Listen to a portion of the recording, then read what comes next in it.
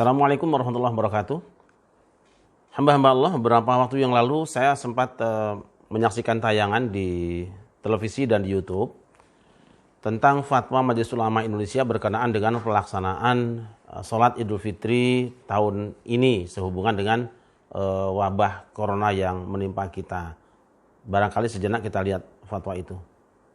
Alhamdulillah Majelis Ulama Indonesia telah menetapkan fatwa nomor 28 tahun 2020 tentang pedoman kaifiat takbir dan juga sholat Idul Fitri saat pandemi COVID-19.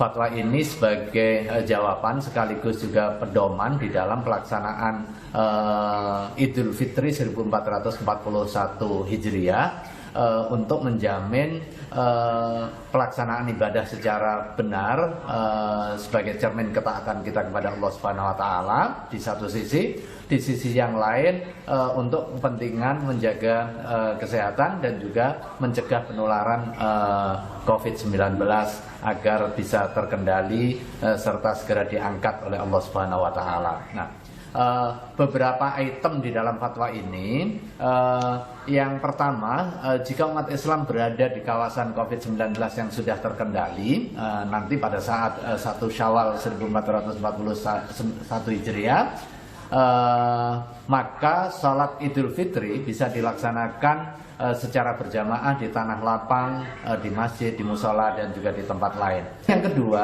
jika umat Islam berada di kawasan terkendali atau kawasan yang pada awalnya ini bebas COVID-19 dan diyakini tidak akan terjadi penularan, misalnya di kawasan pedesaan, di kawasan perumahan yang penduduk atau penghuninya terbatas, cenderung mungkin tidak ada yang terkena virus COVID-19 dan juga tidak ada mobilitas warga keluar masuk, maka sholat Idul Fitri bisa dilaksanakan berjamaah di masjid, di musola, di tanah lapang, dan juga tempat lain yang terbuka. Nah, akan tetapi sholat Idul Fitri itu boleh dilaksanakan di rumah dengan berjamaah bersama anggota keluarga, khususnya jika ia berada di kawasan penyebaran COVID yang belum terkendali. Tetapi secara keseluruhan, baik pelaksanaan di rumah maupun di masjid,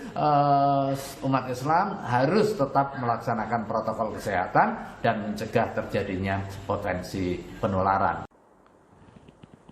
Saya ingin sampaikan bahwa di awal-awal bulan suci Ramadan saya sempat melemparkan wacana pemikiran bahwa dalam kondisi seperti sekarang ini sebenarnya bisa direkayasa pelaksanaan sholat ya.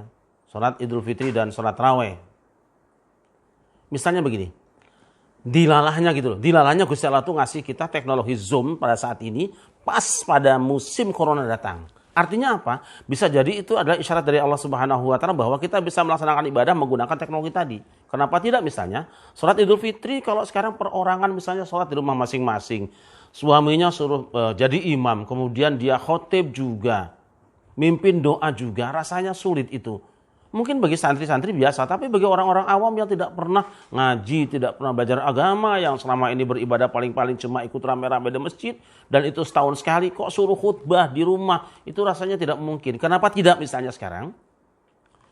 Idul Fitri tetap diadakan, bisa di masjid, bisa di rumah masing-masing, dalam artian bahwa tim, khotibnya, bilalnya di satu tempat, dan jamaah tetap di rumah masing-masing.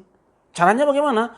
Mereka yang di rumah, style Zoom-nya bisa menyaksikan di mana khotib berada, imamnya di mana, bacaannya apa, dan ceramahnya bagaimana. Mereka bisa mengikuti di rumah masing-masing. Tidak usah dengan menyediakan imam dan khotib di rumah. Tentunya dia ada kaidah-kaidahnya. Memang selama ini jadi masalah adalah apakah boleh berjamaah jika orang berada di luar masjid, berjamaah dengan orang yang berada di masjid. Biasa saja, itu masalah itu biasa saja.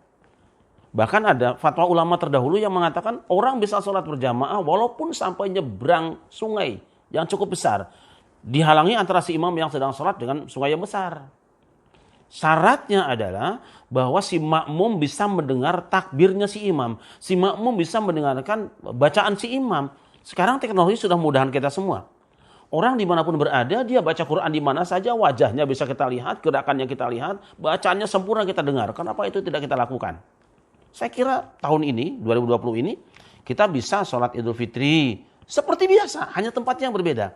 Imam bisa di masjid, bisa di rumah masing-masing, khotibnya di situ juga. Nah, jamaahnya di kediaman masing-masing dengan cara nyetel Zoom atau menggunakan media yang lainnya.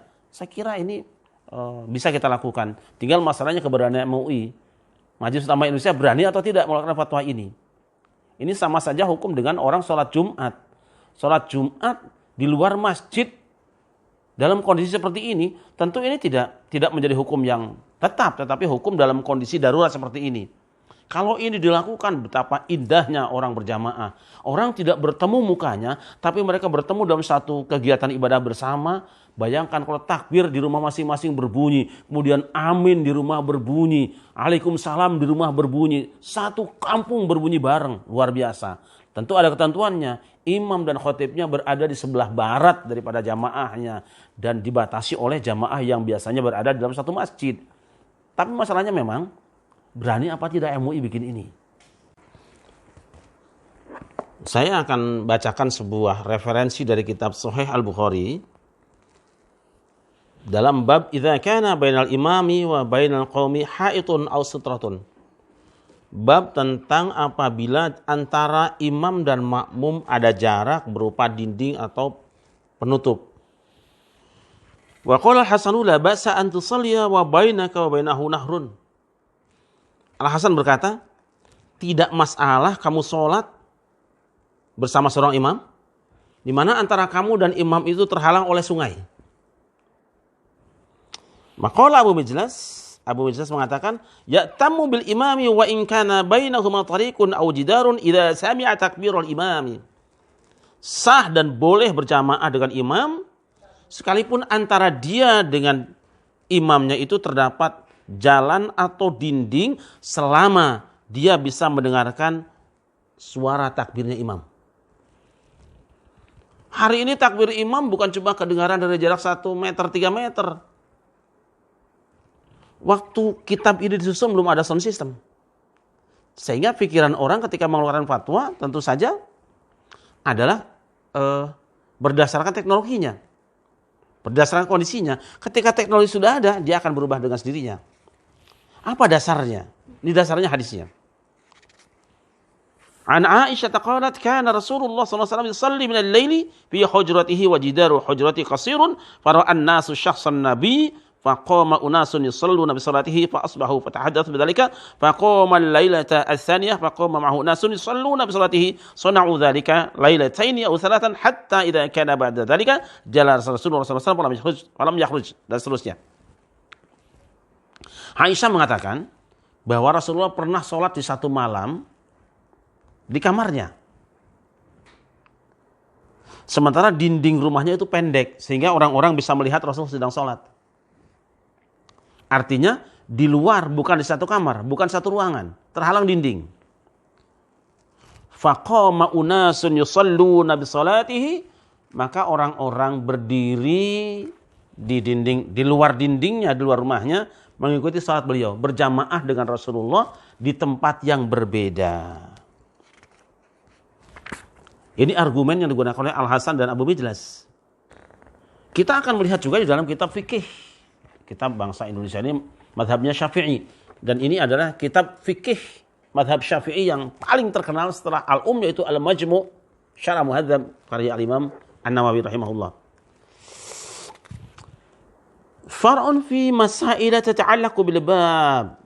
Ini beberapa masalah yang berhubungan dengan bab yang kita bicarakan. Ihdaha, salah satunya, yushtaratu alla tatul al-masafah bainal imam wal mu'min idza sallu fi ghairi masjid. Apabila salat dilakukan di luar masjid, boleh berjamaah dengan syarat antara imam dan makmum jaraknya tidak terlalu jauh.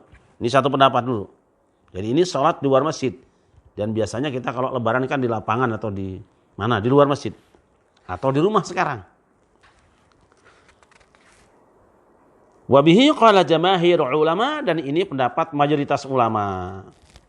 Maka dari Syafi'i al-qurba bi 300 dir'ain. Imam Syafi'i mengira-ngira jarak antara imam dengan makmum itu 300 hasta. Sekarang 300 hasta berapa meter itu? Baqala Atha. Nah, ini ada pendapat yang lebih longgar Imam Atha. Yasihhu mutlaqan wa in talatil masafah mailan wa aksar. Idza 'alima salatah. Kata Imam Atha, sah secara mutlak salat berjamaah dengan seorang imam walaupun jarak antara dia dengan imamnya 1 mil atau lebih selama dia tahu salat imamnya. Saya kira selesai. Nah, kenapa ini tidak dipakai? Kenapa ini tidak dimanfaatkan? Pintu fikih sudah dibuka, teknologi memungkinkan kita bisa menyaksikan imam langsung dalam jarak yang jauh, kita mendengar suaranya, bahkan melihat geraknya. Saya kira saatnya MUI untuk memikirkan ini supaya bagaimana Lebaran 2020 ini kita tetap bisa bersama-sama Idul Fitri, bisa tetap syiar, tetapi di rumah masing-masing. Jika ini jadi, saya kira luar biasa prestasi kita. Terima kasih. Assalamualaikum warahmatullahi wabarakatuh.